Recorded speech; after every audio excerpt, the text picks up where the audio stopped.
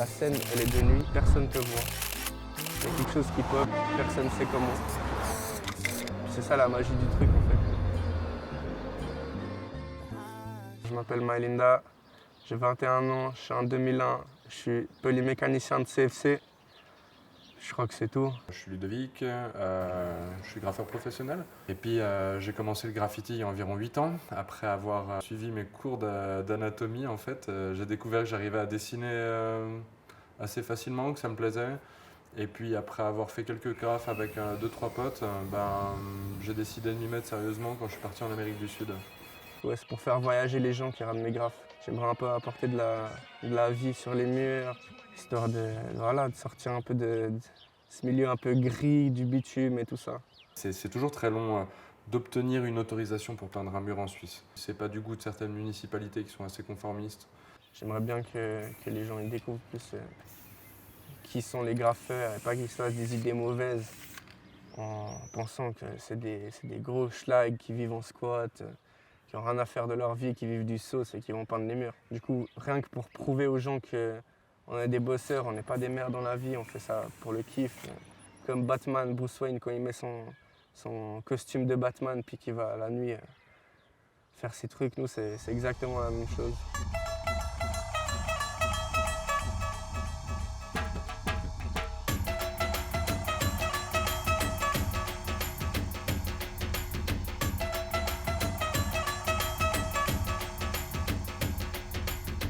Le sentiment que j'éprouve dans la visibilité, c'est déjà la tranquillité. Parce que tu peux être connu de fou, tu peux arracher et personne ne pourra donner un visage à ce que tu fais. Justement, moi j'ai pas commencé dans l'ombre comme les graffeurs. J'ai pas cette légitimité-là de dire j'ai commencé à faire du vandal de telle manière. Moi j'ai envie de te dire que ça c'est pas un background qui a vraiment des fois de l'importance. Du coup, j'ai pas eu l'impression d'avoir une transition, passer de l'ombre à la lumière.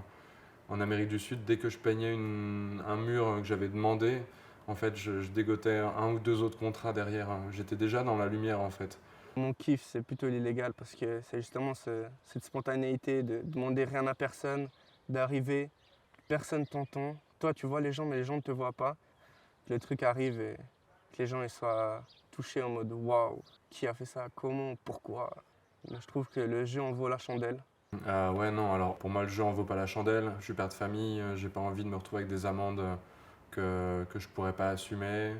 Ouais, je pense qu'ici il faut plutôt faire bien voir ce que je fais.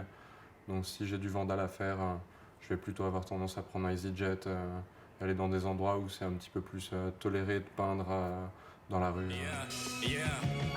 Came and I conquered, gotta rip it proper. Flames keep hating for reaction, never bother. Shoot on my brothers, put that on my mother. They let her throw dirt like it don't remain under.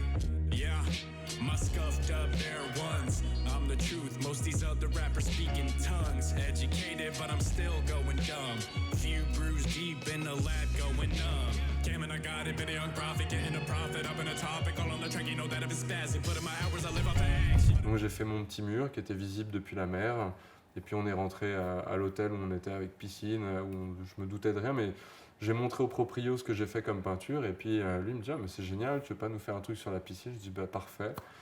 C'était une de mes premières missions rooftop. On grimpe sur le toit, 2-3 petits pas, on sent que ça fait du bruit. Là, on se dit c'est la merde. Le toit il est à environ 3,50 m de haut. Je me prépare à sauter. Un jour après être rentré ici, il y a un grec qui m'a contacté en me disant qu'il recherchait le vandal. Et je vois une dame qui sort avec un énorme balai.